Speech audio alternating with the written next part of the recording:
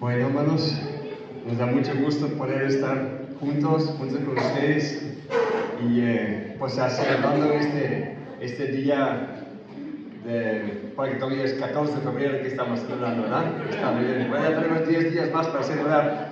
Entonces, y bueno, el tema del matrimonio, ¿verdad? Realmente, bien, nosotros estamos en Trill, ¿verdad? Y tenemos una escuela, realmente está enfocada en las misiones, pero el matrimonio, familia, siempre es parte del currículum y realmente casi quiero decir mi parte favorita. ¿Por qué? Porque vemos la importancia de este tema del matrimonio y ver la importancia que la Biblia da a este tema, que es lo primero cuando Dios crea al hombre, lo primero que dice, hombre y mujer los hizo. Es lo primero que dice. Entonces, y después que Dios forma al hombre, entonces trae a su mujer a él, ¿verdad? Y todavía todo es parte de la historia de Génesis 1 y Génesis 2, la historia de un mundo perfecto, un mundo sin pecado, sin error, sin tristeza, y ahí se formó el matrimonio. Y si pensamos, ¿qué pasó con ese paraíso? Bueno, el único que todavía tenemos el paraíso, ni siquiera sabemos dónde estaba, no hay nada de los árboles y todo lo que hubo, no hay nada ya. Lo único que todavía tenemos es el matrimonio. Y entonces yo creo que es por esto el matrimonio de nosotros, ¿verdad? El matrimonio es lo que nos tiene que recordar al paraíso. Pero sabemos que no siempre es así, ¿verdad? Entonces, pero no es el error del matrimonio, de la institución, no es mucho menos la equivocación de Dios como lo hizo, más bien que nosotros, ¿verdad? Como hombres y mujeres, yo creo que muchas veces no hemos sabido hacer de nuestro matrimonio un huerto de Edén, ¿no? Entonces, quisiéramos hablar un poquito de esto. Quisiera que fuera, si está bien con ustedes, un poco informal, si alguien quiere interrumpir, si alguien quiere decir una cosa, sea una observación o una pregunta. Entonces, para que también, ¿no? Podamos dialogar y para dar un poquito más significado y más relevancia, tal vez, quiero decir, a este tema. Pero quisiera empezar con una lectura. Hay muchos pasajes en la Biblia que hablan del matrimonio, algunos pasajes directamente una enseñanza o una referencia, y otros son referencias indirectas, ¿no? Del matrimonio. Pero uno de los más ricos, yo creo, de más completos en cuanto a su enseñanza y dando profundidad al tema del matrimonio, se me hace que es en Efesios capítulo 5, un pasaje muy conocido de todos nosotros, Efesios 5, del versículo 22 en adelante, donde dice: las casadas estén sujetas a sus propios maridos, como al Señor, porque el marido es cabeza de la mujer, así como Cristo es cabeza de la iglesia, la cual es su cuerpo, y Él es su Salvador.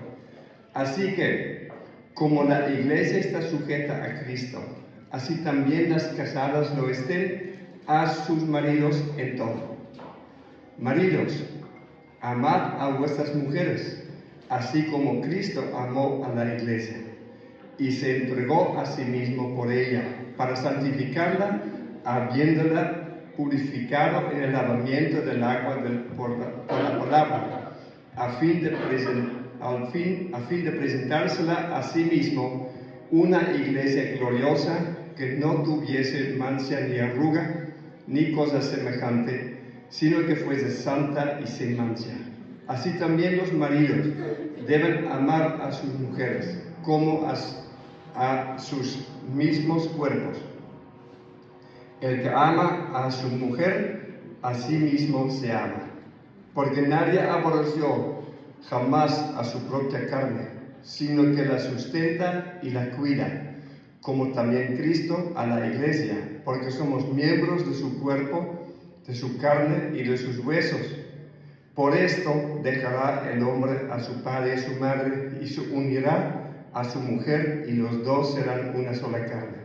Grande es este misterio, mas yo digo esto respecto a Cristo y de la iglesia.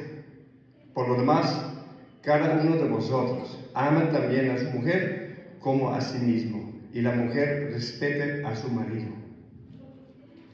Bueno, hay tanto, ¿verdad? No vamos a tener tiempo para profundizar sobre cada parte de este pasaje. El significado, ¿verdad? Del matrimonio aquí nos dice Pablo, nos explica Pablo los pensamientos que Dios tuvo cuando Él pensó hacia el matrimonio. Él directamente funda su enseñanza en Génesis 2. ¿Sí? Génesis 2, versículo 31, está directamente tomado de Génesis capítulo 2, donde vemos donde Dios formó el primer matrimonio. Entonces ahorita tenemos que ir para allá. Se ve, Pablo tiene otras enseñanzas acerca del matrimonio en 1 Corintios, en 1 Timoteo. Jesús habla del matrimonio, del divorcio. Todos, tanto Pablo como Jesús, hace referencia a Génesis 1 y Génesis 2. Y Jesús aún dice, ¿verdad? Cuando le preguntan sobre el divorcio, ¿está bien divorciarse de tu mujer? Y lo primero que dice Jesús, ¿no has leído? Y saca los textos de Génesis 1 y Génesis 2. ¿No has leído Génesis 2? Para decir. Entonces, cuando nosotros hablamos del matrimonio, acá es la primera pregunta que hacemos, ¿verdad? Cuando hay una pregunta sobre el matrimonio, ¿no has leído Génesis 2? Ahí está el fundamento. Sin Génesis 2 realmente no tenemos fundamento, ni siquiera sabemos qué es el matrimonio. Ni podemos, sin Génesis 2, nosotros no podemos explicar por qué existe el matrimonio. ¿Cuándo fue el momento en la historia que al hombre se le ocurrió formar matrimonios y estar la idea de ser fiel un hombre con una mujer por toda la vida? No hay otra raíz, no hay otro origen de dónde viene esta idea, que solamente Génesis capítulo 2. Entonces aquí, pero algo que Pablo aquí hace, entreteje el tema del matrimonio con la relación de Cristo con la iglesia.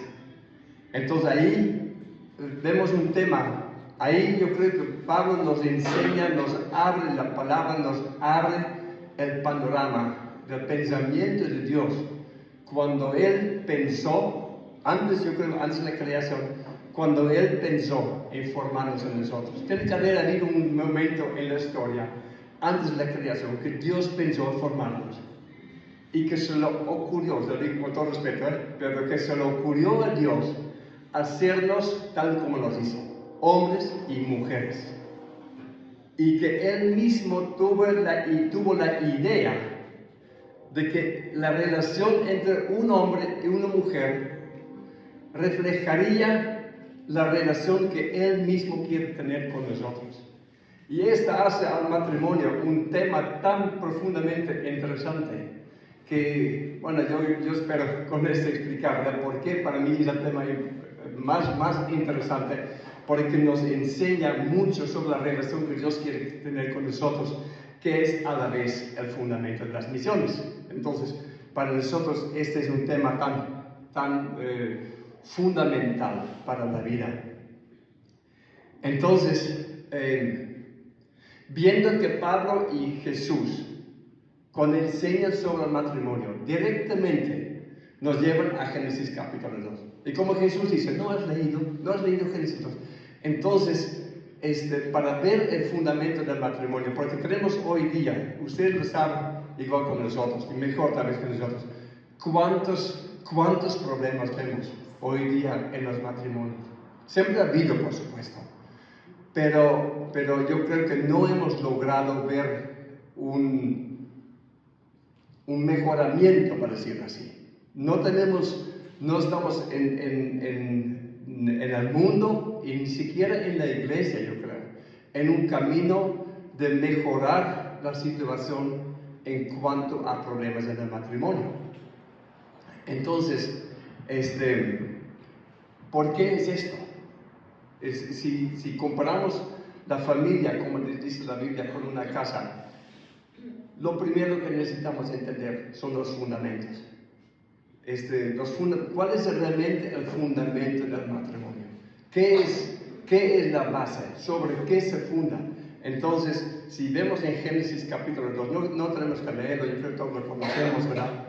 Vemos la historia del huerto de Edén, donde Dios, entonces, cuando Dios formó primeramente al hombre, plantó, dice la Biblia, Dios un huerto, y ahí puso a Adán para trabajar, para servir, dice literalmente, para servir. Y después, cuando ya está el huerto, y cuando ya está Adán sirviendo en el huerto, entonces parece que Dios de repente se da cuenta que algo no está bien. Claro que Dios lo sabía de antemano, pero la Biblia está escrita por nosotros, ¿verdad? Para nosotros. Entonces la historia le cuenta así como que Dios de repente se da cuenta, algo no está bien. No está bien que el hombre está solo.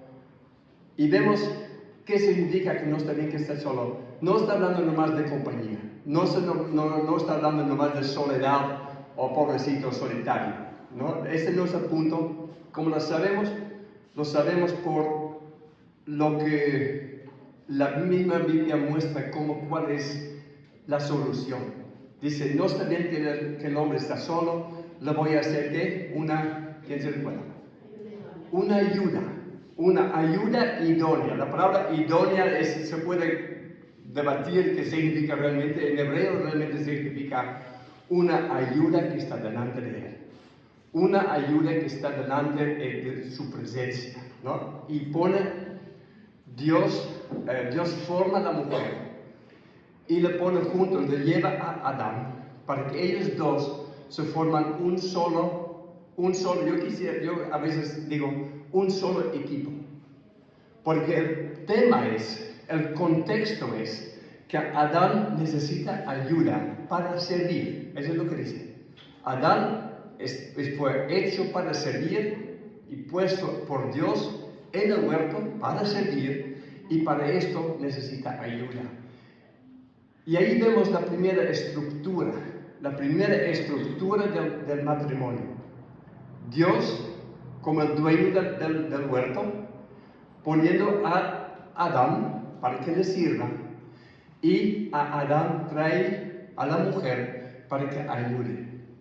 Entonces vemos una estructura como la vemos en el Nuevo Testamento, aquí en el pasaje que acabamos de leer, donde dice, el hombre es cabeza de la mujer, de su mujer, como Cristo es cabeza de la iglesia. En 1 Corintios prácticamente dice lo mismo, donde Pablo dice, yo quiero que sepas, así dice en Corintios, o como dice, no quiero que ignores, uno de los dos, yo quiero que sepas o no quiero que ignores, eso es lo mismo, ¿verdad? Pero Pablo da importancia a lo que viene. Yo quiero que sepas que Cristo es cabeza de todo varón, y que el varón es cabeza de la mujer.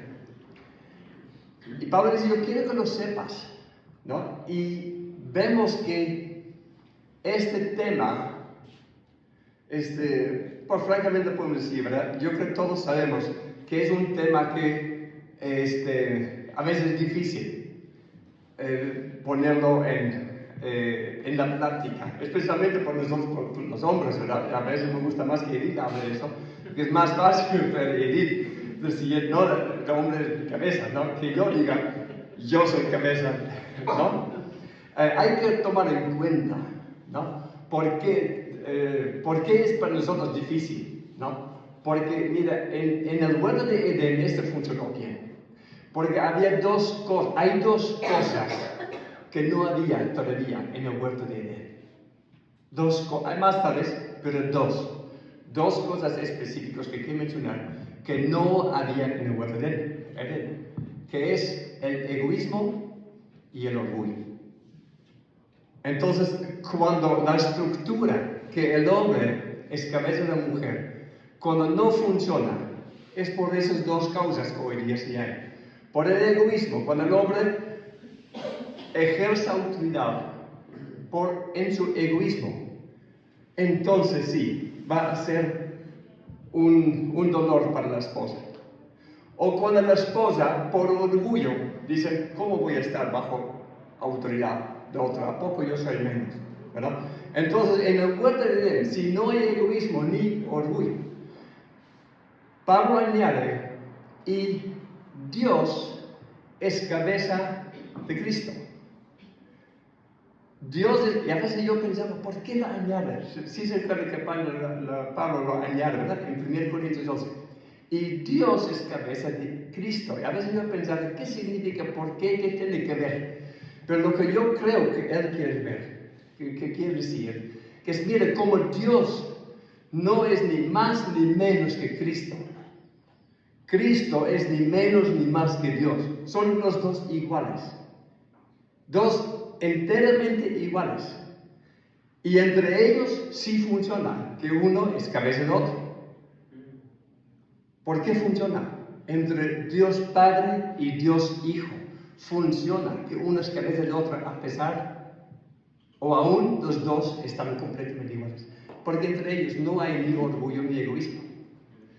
Entonces, para nosotros, un matrimonio donde el hombre es cabeza de su mujer, este matrimonio puede funcionar perfectamente bien y puede llegar a ser un paraíso cuando sabemos acabar con el egoísmo y con el orgullo. ¿Sí me siguen, hermanos? Sí. Entonces,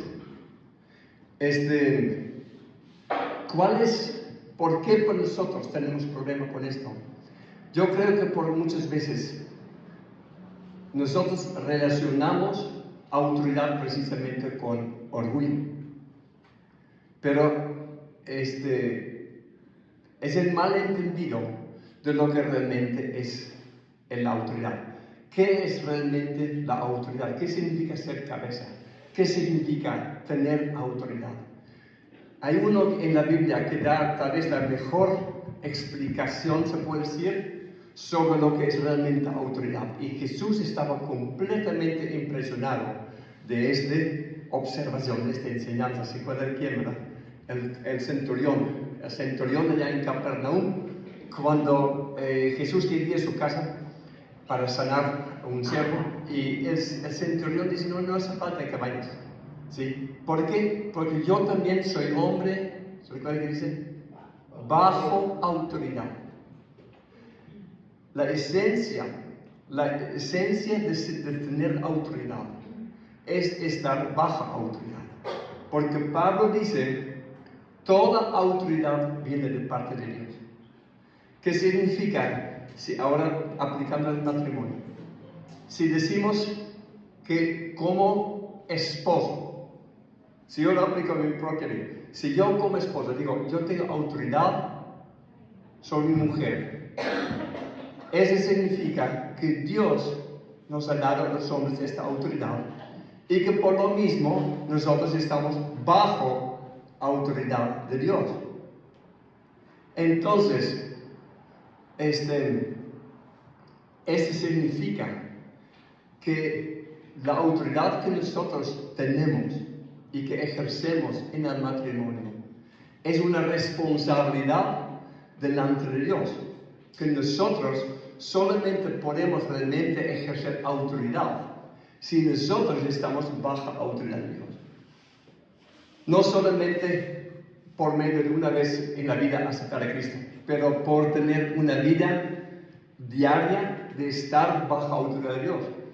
Que cuando Jesús dice, o cuando Pablo dice, cuando la Biblia dice, que Cristo es nuestra cabeza, ¿no? Nuestra autoridad, pero yo creo que tal vez lo podemos ampliar un poquito y decir, si Él es nuestra cabeza, significa que Él es la fuente, se puede decir, o el origen de mis pensamientos, que mis pensamientos tienen que originar en Dios para que nosotros podamos ejercer autoridad en la casa. Una vez que el hombre no está bajo autoridad de Dios, hablando, o sea, de nuestra vida diaria, la quiero repetir, hablando de nuestra vida diaria, que nuestros pensamientos no están bajo dominio de Dios, cuando mis palabras no están bajo dominio de Dios, cuando mis acciones o mis planes o mis ambiciones, mis propósitos, mi carrera, todo esto, cuando esto no está bajo autoridad de Dios, entonces yo no puedo ejercer autoridad sobre mi esposa. Si en mi vida, como hombre, como esposo, mis pensamientos, mis palabras, mis planes, etc., no están bajo autoridad de Dios, pero son mis propias palabras, mis propios pensamientos, mis propios deseos, lo único que yo voy a ejercer sobre mi mujer es poder y no autoridad.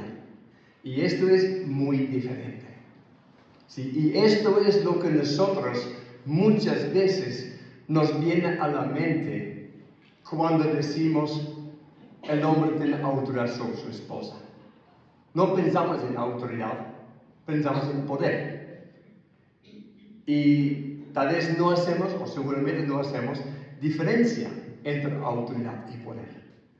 Entonces, cuando no hacemos esta diferencia, cuando no diferimos entre autoridad y poder, entonces la frase, por un hombre decir yo tengo autoridad, bíblicamente tengo autoridad sobre mi mujer, se interpreta como si yo estuviera diciendo que tengo poder sobre mi mujer. Yo puedo manejar mi matrimonio como a mí me da la gana, porque yo soy la cabeza. Esa es la interpretación. Entonces, para nosotros, ¿no? Entonces, hablando yo, ¿verdad? A los hombres, a mí mismo, mi esposa puede decir todos mis errores que yo hago en lo que estoy diciendo. Y si lo recuerdas, aún así, no creo que ahorita tú mejor me da testimonio, pero, o sea, no en el sentido que yo creo que estoy hablando de forma hipócrita, pero que estoy hablando de un ideal, una perfección que yo mismo no he alcanzado, como dice Pablo, pero que sí quiero alcanzar. ¿Sí? Por eso el matrimonio tiene que ser solo toda la vida, porque la perfección no se alcanza en 2, 3, 4, 5 años. ¿No? Apenas empezamos, la perfección, claro, 100% nunca llegamos, pero sí de más años que vamos, más llegamos a la meta de ser este esposo que realmente queremos ser, que realmente comprometimos cuando nos casamos. Entonces, con este pensamiento, ¿no? De decir, el fundamento del matrimonio es la estructura que tiene el matrimonio, ¿no? Como hacemos aquí en México, las bodas muchas veces se pone como un lazo, y a mí se me hace, de más veces que Dios nos ha permitido oficiar bodas. Esta semana pasada tuvimos todavía una en Crif, un matrimonio tarahumara, ya están 20 años juntos, que están con nosotros en la escuela, les animamos, cásense. Y uno piensa, a lo mejor, casi está en un poco de otra cultura, qué significa matrimonio civil, pero hubiera visto sus caras. Y tiene una niña de 9 años de ellos. Otros hijos mayores también, pero no están con ellos ahorita. El matrimonio está con nosotros en la escuela por 6 meses. Y la niña, pues ella vive en una comunidad donde da vuelta el aire, dicen algunos, ¿verdad? Donde ya, a veces cuando Jesús dice, yo estoy con ustedes hasta el fin del mundo, bueno, llegando con esa gente, también llegamos. Entonces, uno piensa, para ella, la niña de 9 años, de una cultura tan diferente, ¿qué significa? Ella estaba tan contenta. Una niña tarahumara, y nos abrazó y dice, yo soy tan feliz que mis papás se van a casar. Así lo dijo. No, dije, Señor, tú soberanamente das revelación a esta niña, porque nosotros no podemos explicar a una niña de 9 años qué significa realmente que sus papás se van a casar si ya están 20 años juntos. ¿Cómo lo va a explicar a ellos? A ella. Pero Dios sí puede. Ella estaba tan feliz escuchando a sus papás pronunciando su juramento delante de Dios y delante de nosotros de ser fiel uno al otro por toda la vida. Es tan impactante, hermanos. Es tan impactante. ¿Y cómo hemos nosotros, humanidad, logrado poner tan para abajo el matrimonio? El fundamento está en la estructura. Y cuando entendemos la estructura, entonces, porque a veces uno quisiera hablar, tal vez una reunión así también, ¿verdad? De muchas cositas, ideas, ¿no? Cómo se puede solucionar una cosa, otra cosa, otra cosa. Hermanos, pero si tenemos cuarteaduras, es cuestión de fundamento. Cuando arreglamos el fundamento, entonces las cosas se van a restaurar. Y esta estructura, como el lazo, pues, que se pone, el lazo que representa las tres personas que componen el matrimonio, ¿verdad? El hombre y mujer, pero por encima de todo, Dios con ellos. El lazo, el cordón de tres dobleces, dice la Biblia, yo creo que está ilustrado en este lazo, y donde se ve el nudo en el lazo, ¿verdad? Muchas veces se pone algo que simboliza Jesús, ¿verdad? La cruz, o a veces pone otra cosa, pero simboliza la unión de Cristo, cabeza del hombre, el hombre cabeza de la mujer. Y ver que los problemas que hay, el machismo, hermanos, o otras ideas que vienen del feminismo, ¿no? de atacar la estructura que estamos viendo en la Biblia, todos esos problemas no son parte del matrimonio mismo.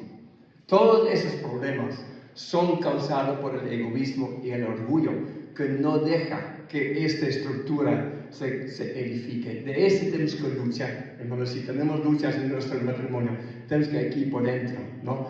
Pero lamentablemente, en muchas ocasiones se ha tratado más bien de cambiar la estructura, ¿no? Decir, no, ¿cómo va el hombre más que la mujer?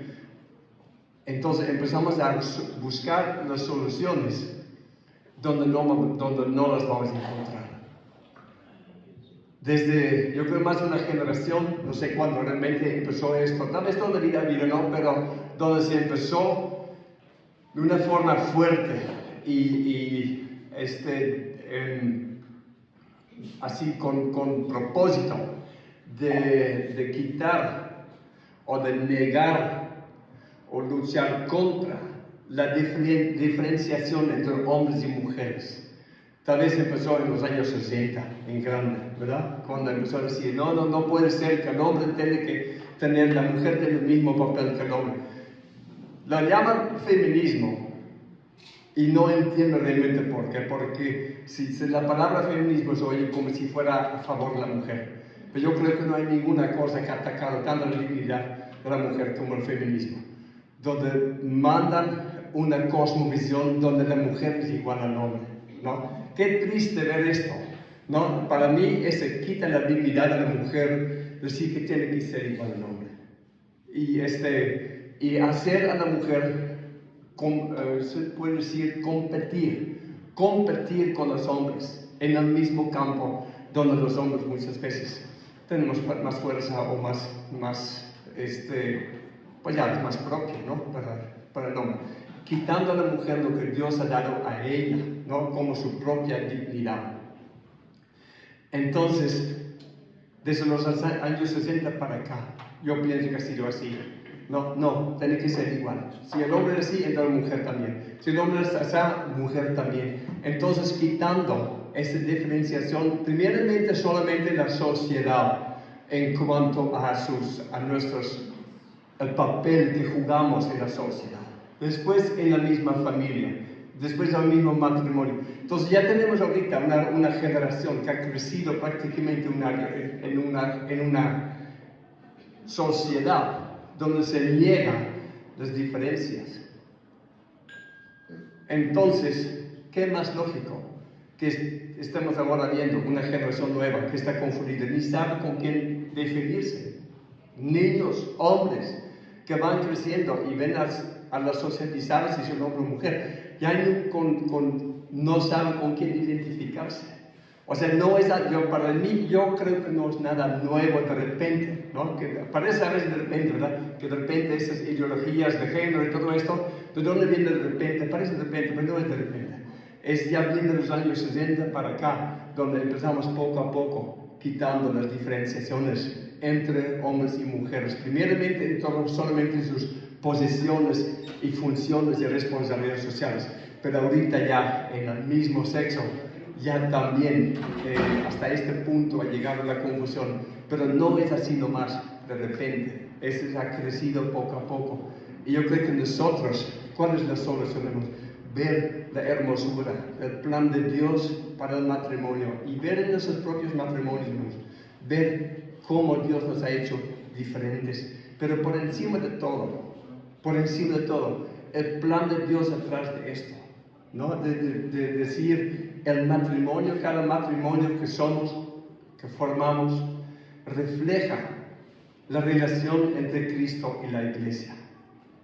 Este no es nomás en el Nuevo Testamento. En el Antiguo Testamento yo creo que esta idea siempre ha habido, tal vez un poco menos presente, pero también en el Antiguo Testamento. Hoy en la mañana leímos Salmo 45, ¿verdad? Con el grupo de la escuela que tuvimos, donde vemos las bodas, ¿se acuerdan? Las bodas del rey, y donde dice a la muchacha, ¿verdad? La hija del rey, la novia, la esposa, olvida la casa de tu padre. ¿Por qué? Porque el rey desea tu hermosura, ¿no? Entonces, ríndete a él es tu Señor. Es tan bonito. Entonces, obviamente, es un salmo mesiánico. Obviamente, este hombre es Dios mismo. Ya está escrito en los tiempos de David, o por lo menos en los tiempos del Antiguo Testamento.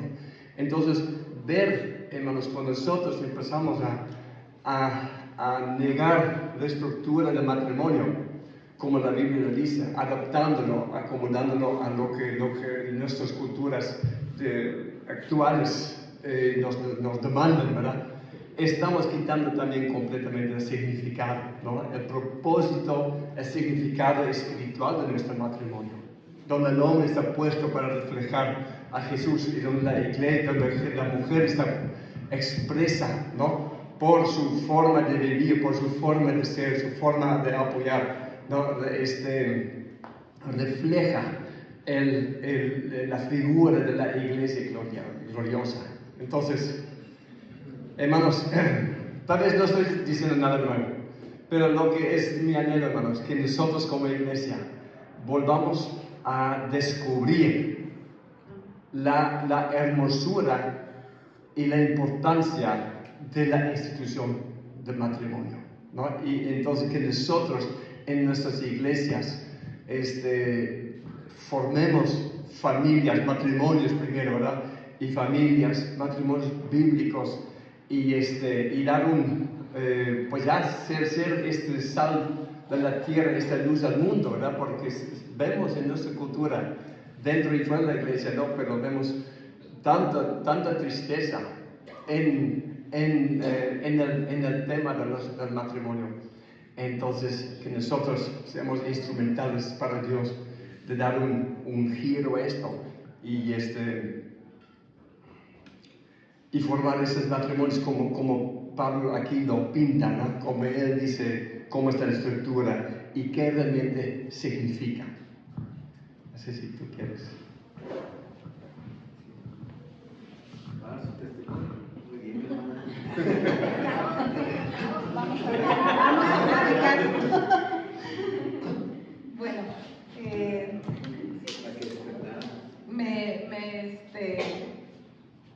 me da mucho gusto estar aquí. Estoy muy nerviosa, no es algo que a mí se me facilita, pero yo quiero decir que todo lo que mi esposo comparte, yo lo secundo o estoy completamente de acuerdo, porque no son sus ideas, es lo que la Escritura dice. Y pensando y meditando en lo que la Escritura dice, y yo como mujer, viendo el papel que Dios diseñó para nosotras las mujeres, me hace ponerme a reflexionar en qué es lo que él estaba pensando cuando dijo: voy a ser una ayuda para el hombre que él había creado. Hermanas, Dios nos hizo para ser ayuda. Y yo no sé cada uno de nosotros cómo entendemos esa palabra, pero cuando nosotros necesitamos ayuda, ¿qué es lo que buscamos? Nosotras como mujeres, casi siempre estamos, cuando estamos haciendo algo,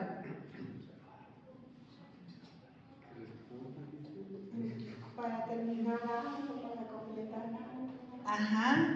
necesitamos la habilidad de alguien para completar algo, para terminar, para guiarnos, ¿verdad? Para enseñarnos a veces. Y nosotros fuimos diseñadas para eso, hermanas, para hacer ayuda. Y para el papel que Dios le dio al hombre de ser cabeza es un papel bastante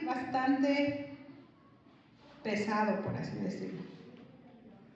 No en el tiempo cuando Dios creó a Adán y a Eva, porque entonces eran perfectos, no habían pecado.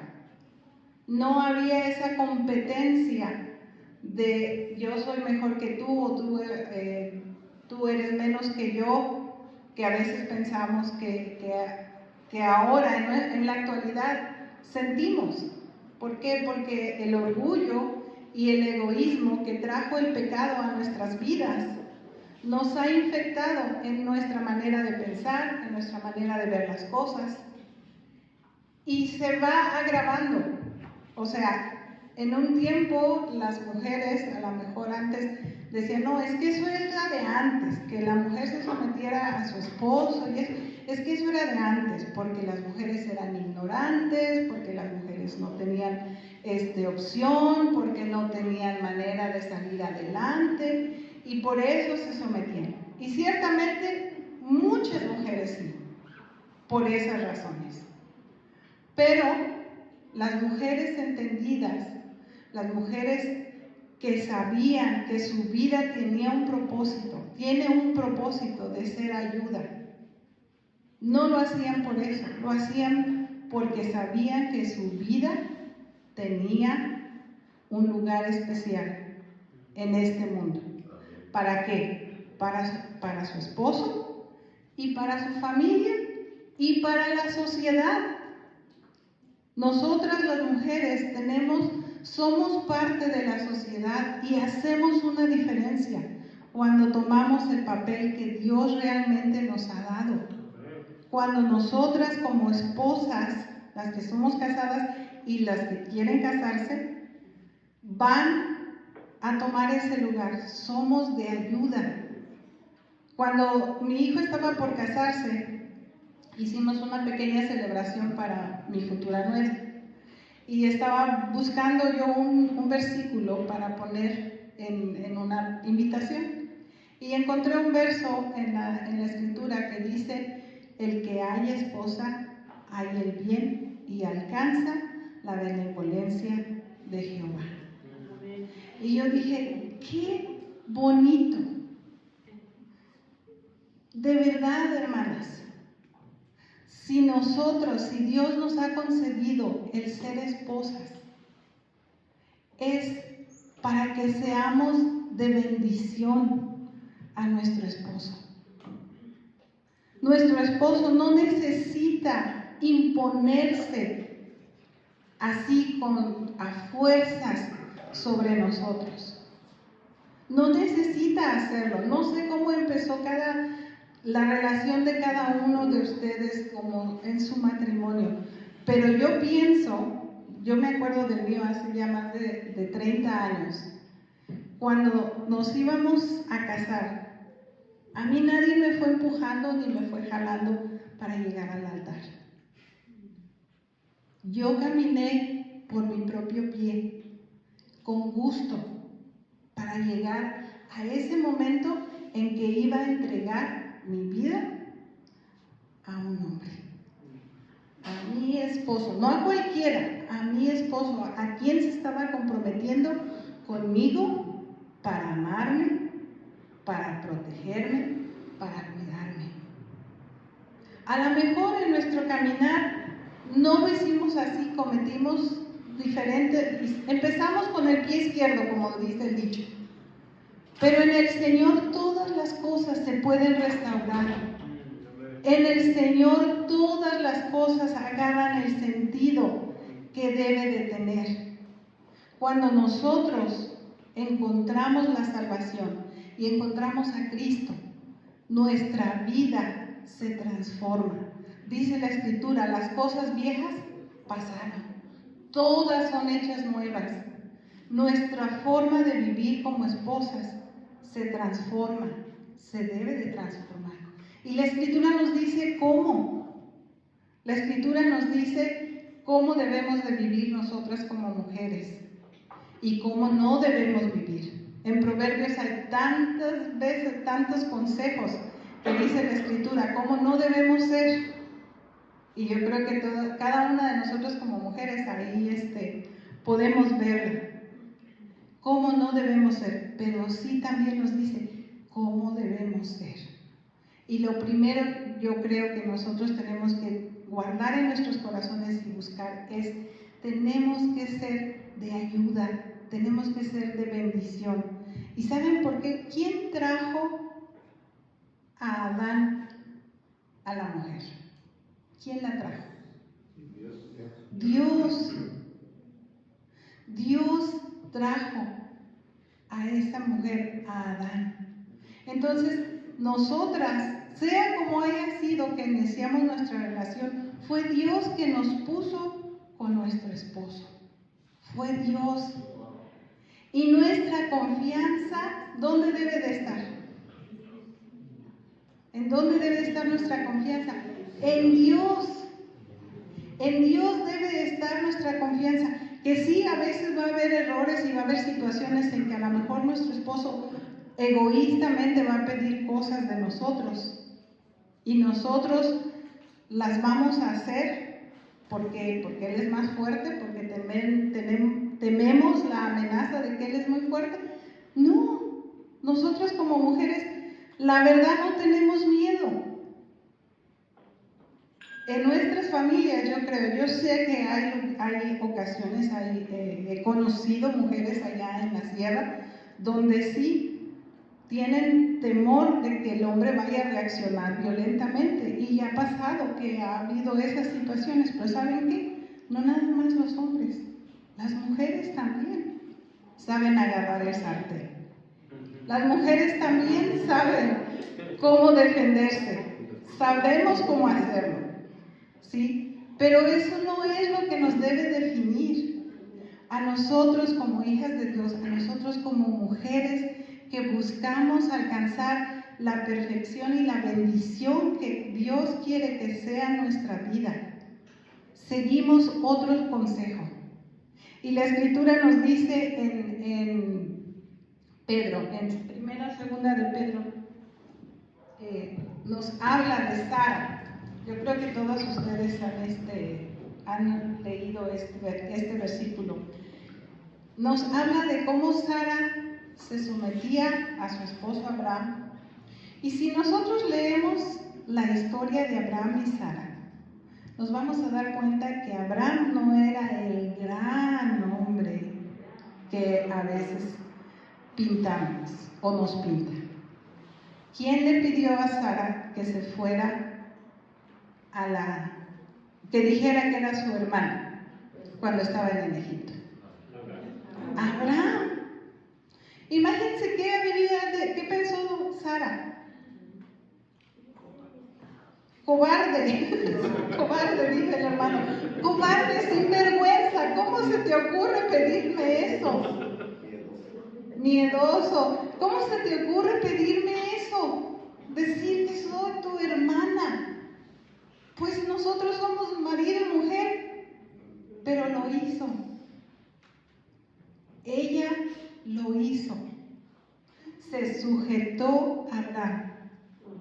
Pero ¿saben qué dice en primera de Pedro 3, en el versículo 6? Y esto es lo que a mí me hace siempre estar segura y confiada de que aunque Él se equivoque, porque sí, es un muy buen esposo, tengo 30 años, más de 30 años casada con él, y ha sido un matrimonio para mí, que yo les digo a las muchachas, cásense, es una bendición, de verdad que sí. Yo se los digo, porque sí, no lo digo porque está delante de mí, ay, qué bonito, no, ya pasamos 30 años. Y yo quiero decirles, es una bendición, pero ¿saben qué? algo que me ayuda es lo que dice aquí en 1 de Pedro 3:6. Dice, como Sara obedecía a Abraham, llamándole Señor, de la cual vosotras habéis venido a ser hijas, si hacéis el bien, sin temer ninguna amenaza. ¿Por qué Sara no tenía temor? Porque su confianza estaba puesta en Abraham. No, su confianza estaba puesta en Dios. Y Dios no le falló. Faraón no la tocó. Faraón no hizo nada con ella. Y en otra ocasión donde ella se vio en un peligro semejante con otro rey, el rey regañó a Abraham y le dijo, ¿por qué me mentiste y me dijiste que era tu hermana y no que era tu mujer? Tómala, aquí está el dinero, ella no tuvo nada que ver conmigo y ella fue libre. ¿Quién intervino? Dios mismo. Ahí en esa historia lo vemos. Dios mismo vindicó, dice la Biblia, a Sara. Su confianza estaba en el Señor. Hermanas, si nuestra confianza está en el Señor, el papel que Dios nos ha dado como mujeres de ser ayuda, lo vamos a ver hermoso, lo vamos a poder cumplir y vamos a poder ayudar a nuestros esposos a crecer, a salir de su egoísmo, mientras nosotros dejamos el nuestro a un lado y nuestro orgullo también. Porque tenemos orgullo también nosotras, tenemos egoísmo también nosotras. Yo vi que una vez alguien puso así en una publicación como de chiste, dijo el dentista que necesito una corona. Claro que la necesito. Y así nos sentimos nosotras, ¿no? que necesitamos, que merecemos una corona, ¿sí? Y sí, dice la Escritura que nosotros somos la corona de nuestros esposos. Así dicen Proverbios. Dios quiere que nosotros como esposas, como mujeres, lleguemos a ser esa corona, esa bendición, que las personas que conocen a nuestro esposo, que nos conocen, saben que tienen una gran mujer a su lado. Y lo podemos hacer si no tenemos temor y si nuestra confianza está en el Señor. ¿Por qué? Porque la estructura que nos dice Efesios no se la inventó nuestro esposo, viene de Dios. Viene de Dios, no es algo que se inventó nuestro esposo o que la sociedad se inventó. Que sí, el pecado ha venido a manchar y a echar a perder las cosas, es cierto, pero no fue nada más Adán el que pecó. Eva también. Y nosotros como humanos hemos seguido ese camino.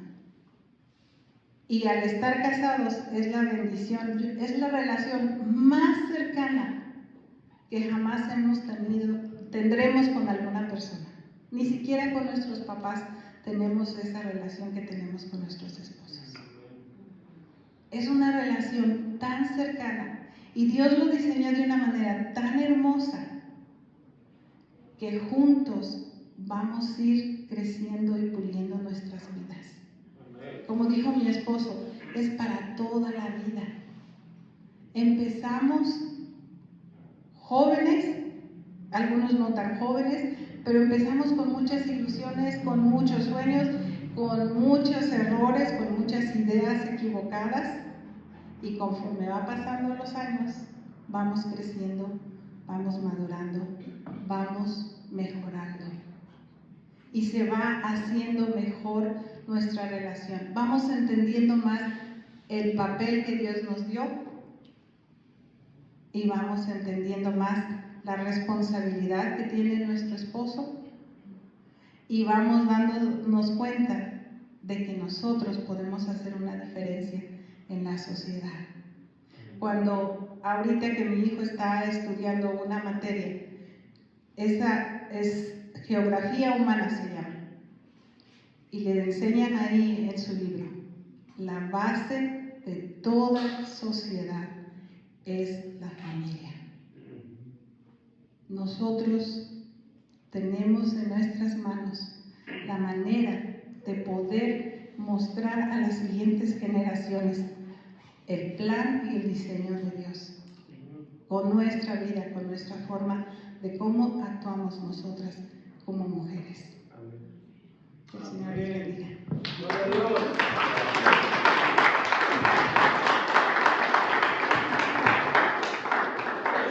Sí, hay unos minutos todavía para... quisiera aclarar dos cosas. ¿Por qué? Porque a veces, como nos va, ¿verdad? Entonces, a veces nosotros, no aquí, no, pero en nuestra escuela ya, donde hablamos mucho de ese tema también, a veces escuchamos por otro círculo, regresa algo a nosotros, lo que según nosotros hemos dicho, ¿verdad? Entonces me doy cuenta que a veces hay cosas que no se interpretan exactamente como lo queremos transmitir.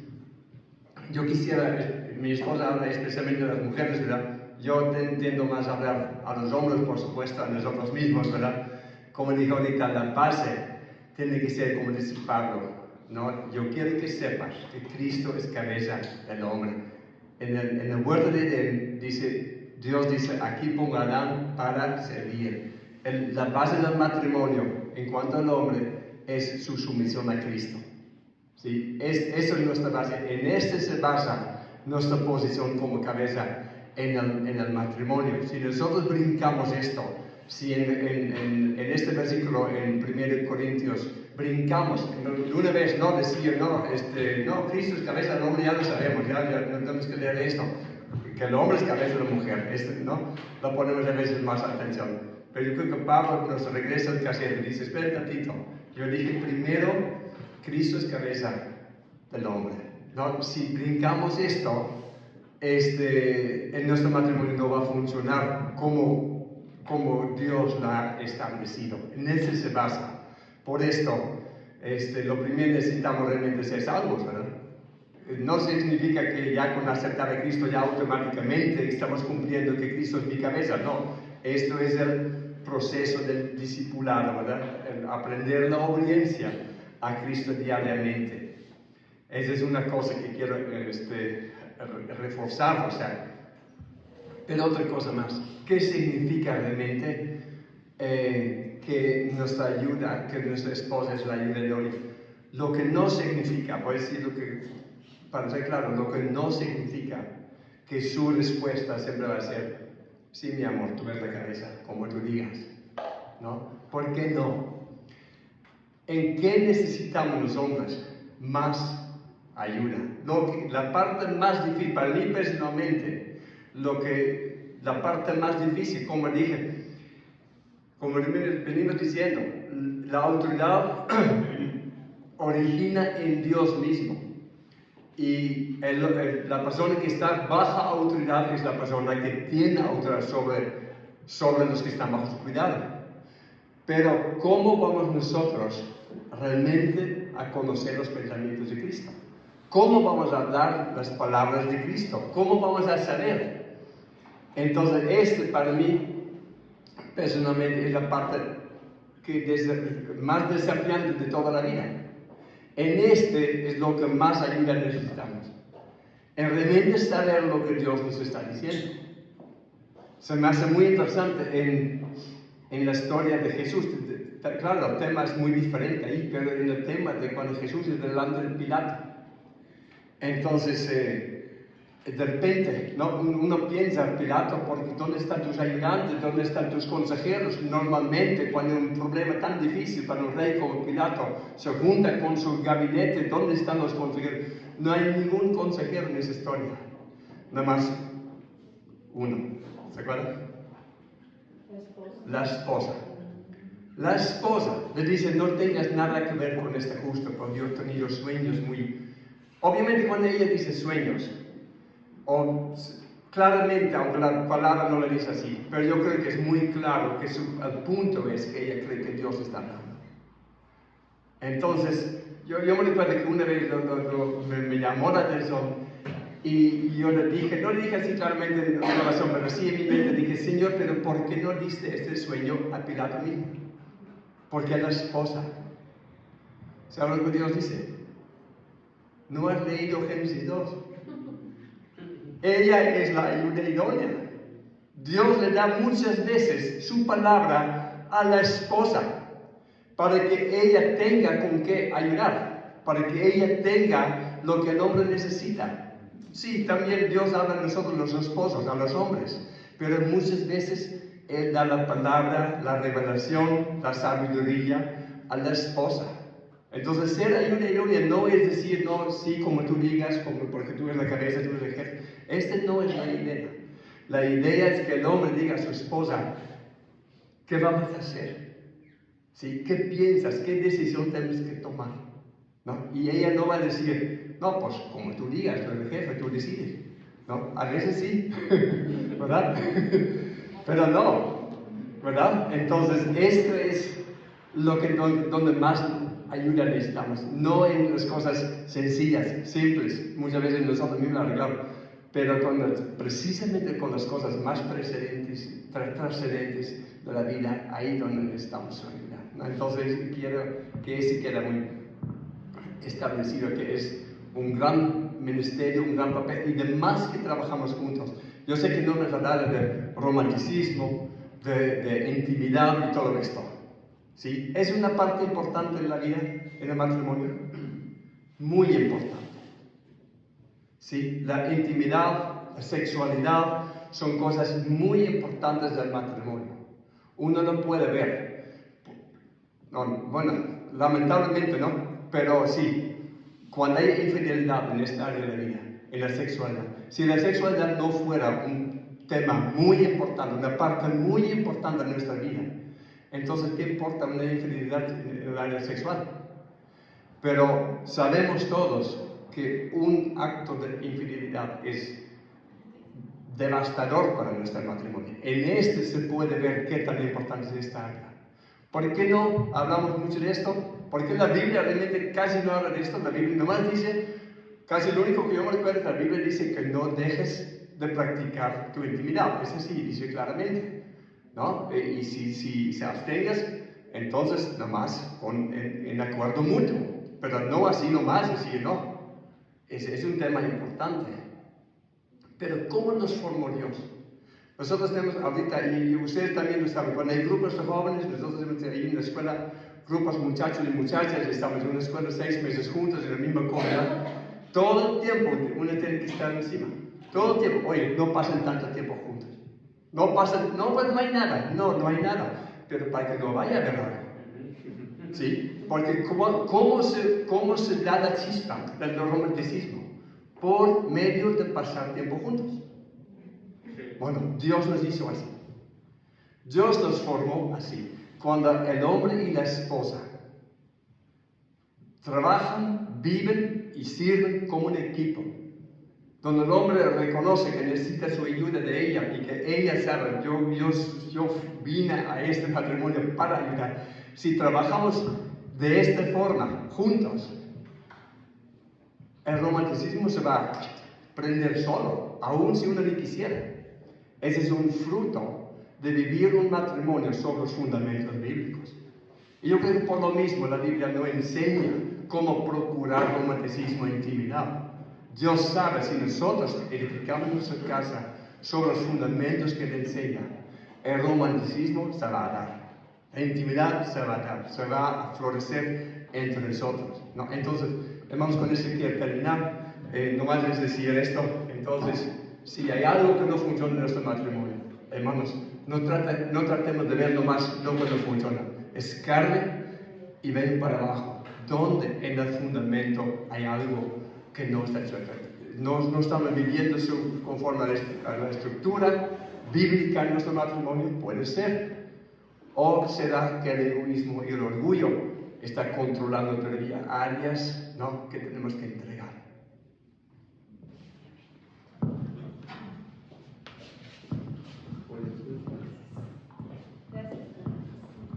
Muchas gracias, hermanos.